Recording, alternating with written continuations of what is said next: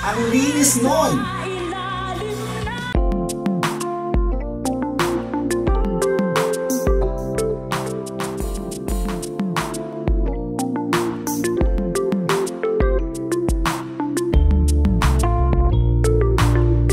Clashers, welcome back again. Welcome back to the Answer Reaction video. Last artist or last performer, last contestant dito sa The Clash 2024 one-on-one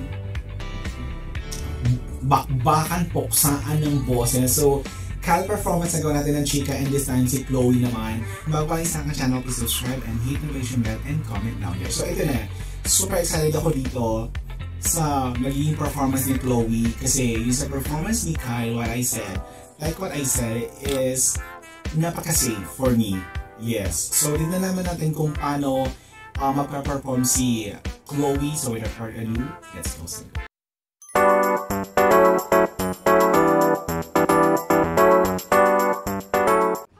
Versus Chloe. Ito na. Let the clash begin.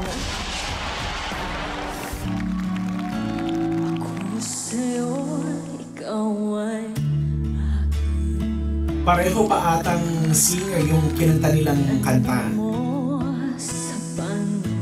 Ere tsaka buwan. Oh.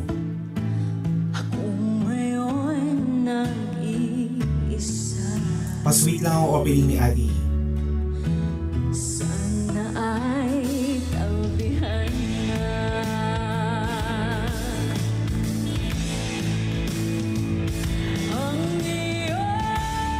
Okay.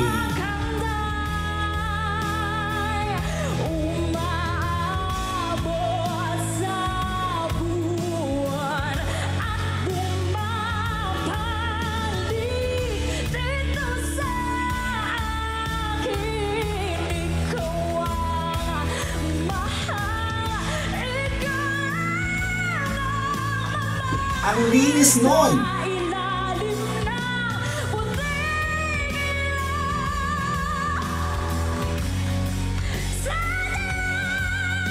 Patay na. Wala, nilabas niya yung alas niya.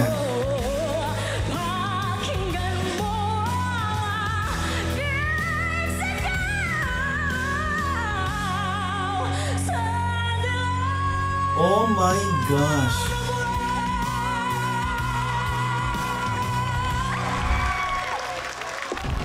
Oh my gosh.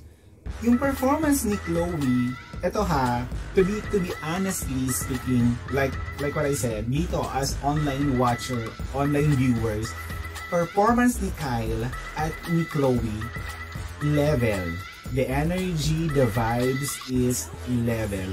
But the difference with Chloe, nilabas na yung alas niya. Lahat ng mataas na note, lahat ng birit niya, ang linis, tusok na tusok, on point. As in, yun ang naging alas ni Chloe for me.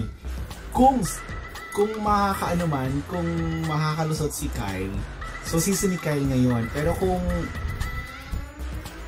oh my gosh. So, sa kanilang dalawa, kung ako mabobotohin, kay Chloe, kasi napaano niya ako doon, nabigyan niya ako ng palakpak dun sa nabigyan niya ako ng, kung ako papipiliin, si Chloe kasi super linis nung high note niya and talagang ng elbow siya. Ilang masasabi ko doon. So, good luck sa mga nanalo ngayon na batch na to. So, see you again for more reaction video on this YouTube channel. Thank you so much for watching. Bye!